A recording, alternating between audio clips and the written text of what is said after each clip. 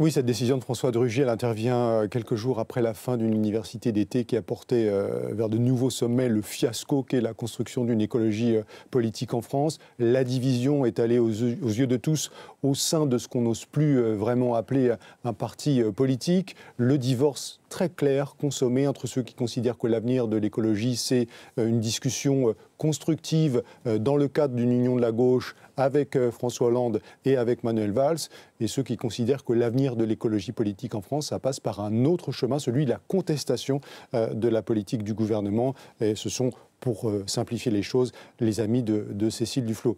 Alors, c'est pas nouveau que ce soit le bazar chez les écologistes, si vous me permettez l'expression. D'ailleurs, il suffit de regarder le nom du parti, Europe Écologie Les Verts. Quand ils se sont mis ensemble, ils n'ont même pas été foutus, si vous me passez l'expression, de trouver un nom de parti simple et compréhensible du commun des mortels. Les rares succès électoraux qu'ils ont connus n'étaient pas bâtis sur des projets politiques convaincants. Ils étaient portés par des leaders charismatiques, Daniel Cohn-Bendit, qui a pris sa retraite depuis, Nicolas Hulot. Et d'ailleurs, c'est symbolique que Nicolas Hulot soit parvenu à la conclusion que pour porter l'écologie en France, il ne fallait pas être un politique au sein du Parti des écolos, mais il fallait faire autre chose, créer une fondation, travailler avec les politiques de tous bords pour faire de la COP21 un succès. Et là encore, de ce point de vue-là, il y a un message qui est assez fort et assez évident. Alors, est-ce qu'ils seront capables de sortir de tout ça pour enfin nous présenter un projet écolo convaincant, parce que dans tout ça, de l'écologie, de l'environnement, il parle quand même très peu. C'est la question qu'il aurait évidemment posée aujourd'hui. Alors, hasard ou pas, Thierry, ce départ intervient alors que l'hypothèse d'un remaniement gouvernemental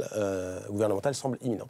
Oui, alors il y aura un ajustement de l'équipe du gouvernemental la semaine prochaine, après l'université d'été du PS de La Rochelle, pour remplacer le ministre du Travail, François Rebsamen.